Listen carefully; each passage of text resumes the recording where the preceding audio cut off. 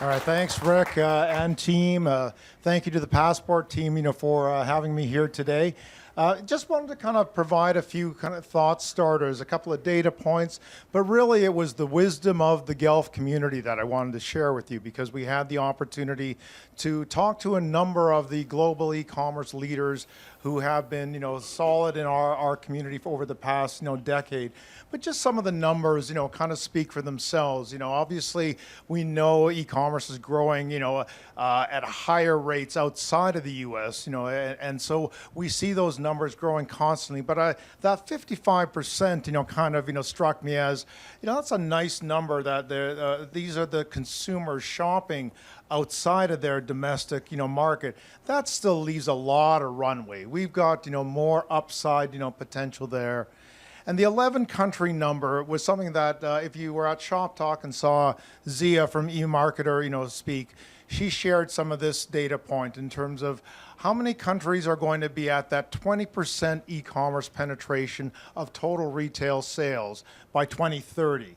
And while yes, there are going to be some of the countries that you would expect to be there, South Korea, China, the US, the UK, but some of the countries that are coming on strong, Indonesia, Mexico, we're seeing some of the emerging markets rapidly grow. If you haven't been following the Mexican, e-commerce market, it is absolutely exploding in recent years. So these all represent tremendous, opportunities for any brand. But going back to Rick's slide, again, it does kind of start, with brand equity. And that's where I wanted to kind of talk a little bit about the some interviews we did, with the Guelph community earlier this year. I had the great pleasure of, talking to a number of people who have been really involved in the Global E-commerce Leaders Forum in recent years.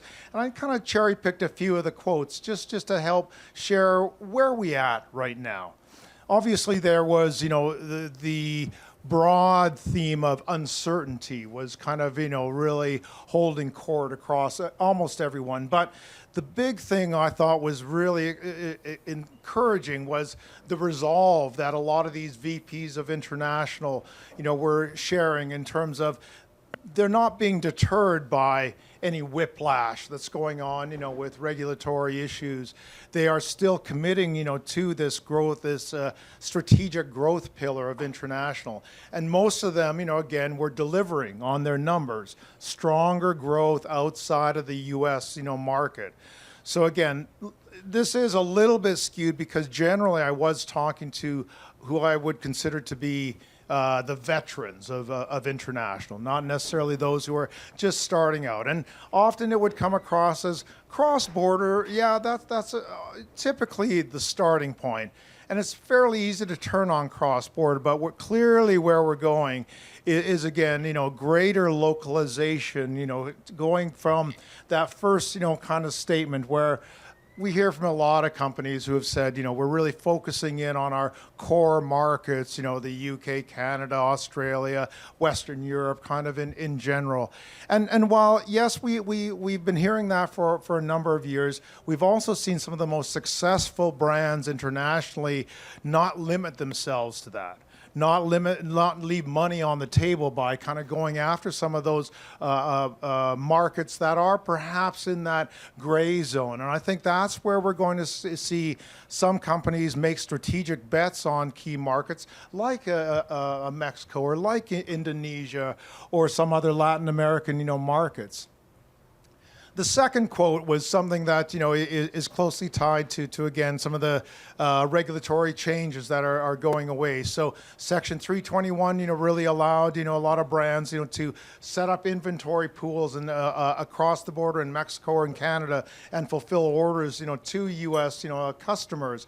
Well, that kind of loophole has now gone away. So, but again, what I heard was this steely resolve, from a number of these companies saying, okay, this is not, going to be a disaster. It's just another problem for us to solve. We're now going to figure out, okay, how do we move inventory around to optimize global? So again, what's the front end business strategy saying that the back end, inventory, really needs to kind of align with?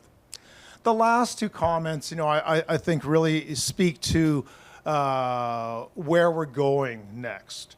right? It's taking the next step to compete against local competition.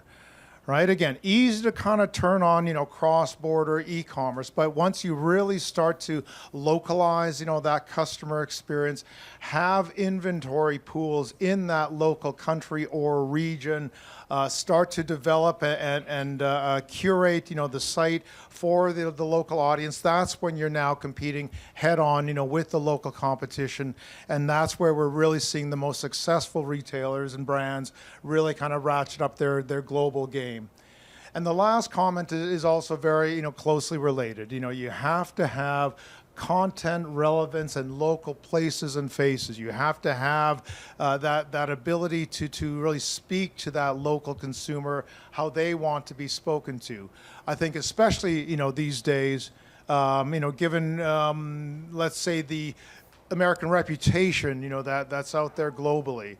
I think it becomes even more important right now that again, brands are really showing that they're making that effort to become local and to understand that local, customer.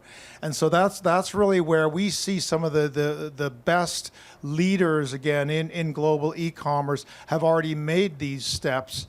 We see a lot of companies in general who are just starting their international journey. So if you're with a brand here today, that is just starting out internationally, there is, like a path that we have seen, as companies kind of grow their international footprint. And you can do so in a fiscally responsible way. Number of experts around the room here that you can talk to, in terms of, how they can kind of solve for those issues. But these are this is a time right now where we feel, because international is so topical, obviously tariffs have been, in the news. This is creating opportunities for companies to really take a good look in the mirror and say, okay, what is, my brand equity internationally? How can I take advantage of that? How do I supplement that with a great customer experience? And again, who do I choose around the room to be my partners and kind of going forward with this? And these are some of the things that we're really kind of looking forward to as we kind of get through, this turbulent, time here. And again, we start to really, focus on, future global growth. So I'm going to leave it with that, and Rick, back to you, and we'll be starting the feud in a bit.